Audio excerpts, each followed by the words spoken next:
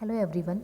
In the last video we have discussed about machine level language and assembly level language. Now let's see what are the differences between machine level and assembly level languages. So machine level language cannot easily understand by humans as the instructions are written in the form of 0 and 1, so it cannot be easily understood by humans. Assembly level language, it is easy to read, write and maintain. So some English words we are using to write the code in assembly level language, so it is easy to read, write and maintain as well. The second difference is written in binary digits, that is 0 and 1. So the code is written in a binary digits, that is 0 and 1, and it performs in this form only. Assembly level language is written in a simple English. So here we are using some simple English words. So the code is written in a simple English. Machine level language, it does not require any translator as the machine code is directly executed by the computer. So it does not require any translator as it is directly typed and executed by the computer. Whereas in assembly level language, assembler is used to convert the assembly code into machine code. So here we are using some English words. So to translate the assembly level language to machine, we are using assembler as a translator. The fourth difference is it is first generation programming language. So why it is considered as a first generation programming language? When the computer was invented, and whatever the first programming language they have invented or developed, they considered, means computer engineers are considered the machine level language is the first generation programming language, because this language only developed in the earlier days, whereas assembly level language is considered as the second generation programming language. So assembly level language is the next version of the machine level language. So this is considered as a second generation programming language. So these are the differences between machine level and assembly level languages. Now we will discuss about the high level language. So in the last videos we have discussed about the concept of low level languages, that is assembly level and machine level languages. Now we will discuss what is high level languages, what are the advantages and disadvantages. So the high level languages are easy to get developed. So the high level languages that allows a programmer to write the programs which are independent of a particular type of computer. They are English like languages, means whatever the code we write in high level languages, here we are using some English words. So the elements of these languages are alphabets, digits, punctuations and other special symbols. So for example, alphabets means A to Z, small letters as well as capital letters we can use. Digits 0 to 9, punctuations, full stop, comma, semicolon, these are the punctuation, and other special symbols, for example percentage symbol, and symbol, dollar sign symbol, hash symbol we can use to write the code in high level language. But the purpose of using high level language is, while coding, if we do some errors, then we can easily locate those errors. Okay, while you are writing a high level language and during coding, while writing the code, if you do some errors, if you do some mistakes, then we can easily locate those errors. If we miss, then during compilation those errors would get detected by the compiler. So while writing the code or during compiling the code, we can easily identify the errors and correct them. So that is the one advantage of using high level language. So now you may ask, what is compilation and what is compiler? As we know, high level languages are only understood by the human beings or by the programmer or a user, you can say. But this language cannot be understood by the computer, because computer only understand 0 and 1, that is binary language. So for that, here we are using some translator programs to translate the high level language to machine level language. So here the first translator is a compiler and another one is a interpreter.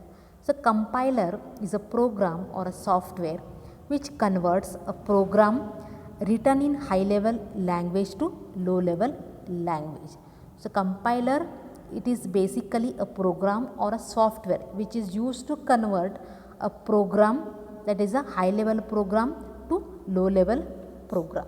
So compiler takes the source code as whole and translates it into machine code.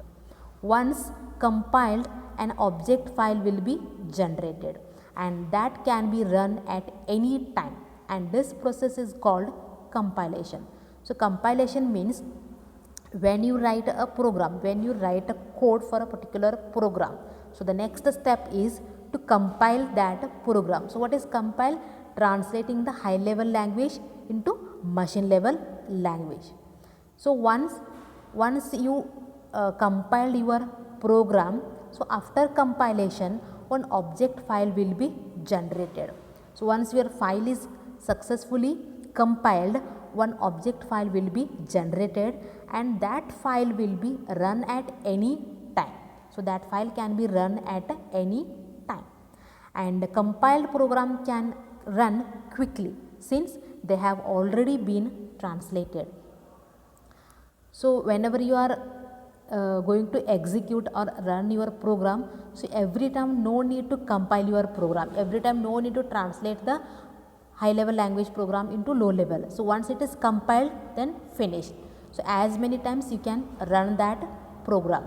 Okay, and compiled program can be supplied as an executable file. So here executable file means a file that is ready to run, ready to execute.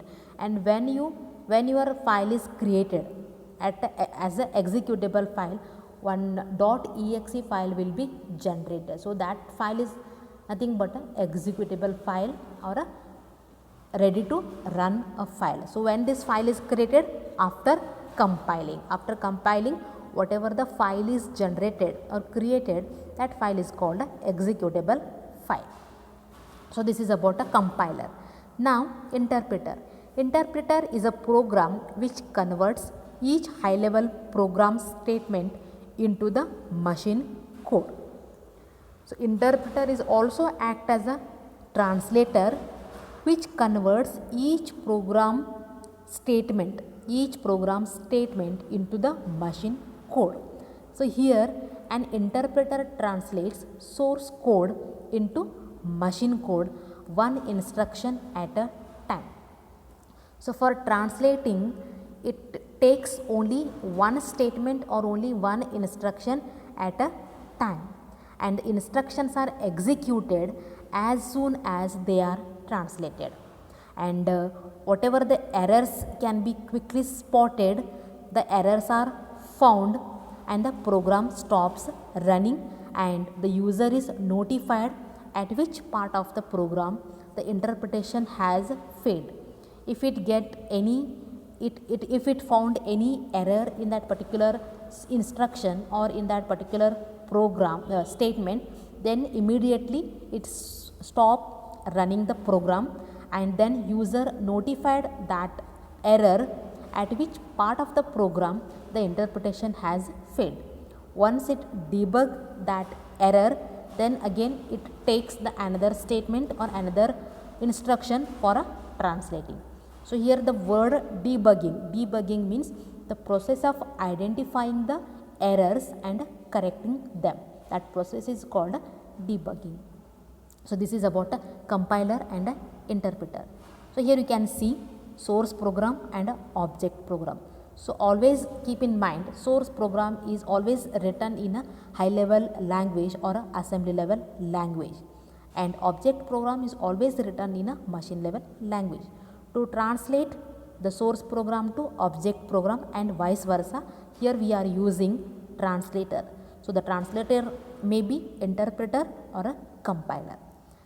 Okay, so if translator and compiler both are, if interpreter and compiler both are the translator, then what is the difference between compiler and interpreter? So compiler, it takes an entire high level language as input and translate it into the machine language. While compiling, it takes the entire code, it takes the entire program as input and translate it into the machine language. As an interpreter, it takes only one statement or only one instruction of a high level language and translate it into machine language and then execute it. The second difference is all the errors occur in the program are listed and displayed. Okay, as it takes the entire program, the whole program for translating, so it listed all the errors at a time and display them, not one by one. It listed all the errors at a time and display them.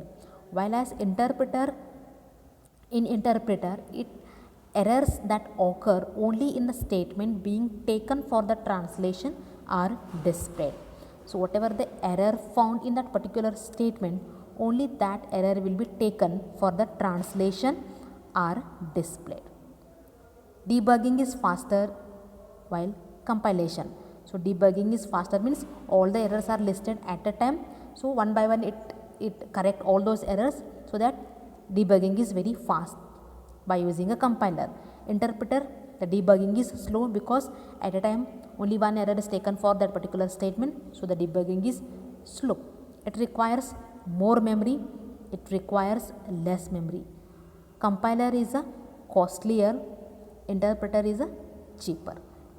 So this is about the differences between compiler and interpreter. Now the classification of a high level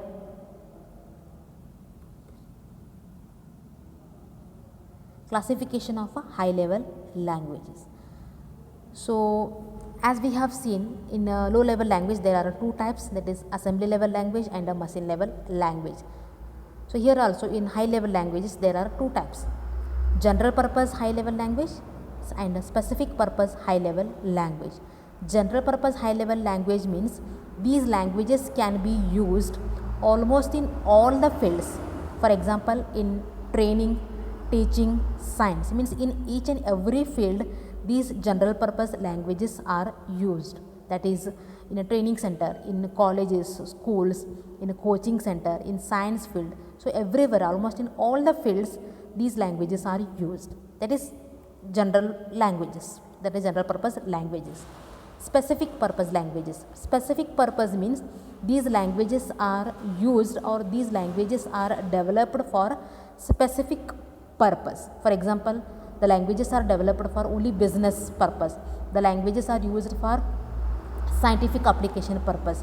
The languages are used for internet purpose. So these are restricted, these are specific to some fields. Those are the specific purpose high level language.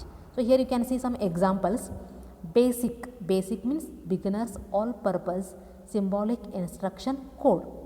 C and Pascal. So these three languages are considered as a general purpose high level languages. So these languages can be used in almost all the field, as I told, in training center, colleges, teaching, science, everywhere.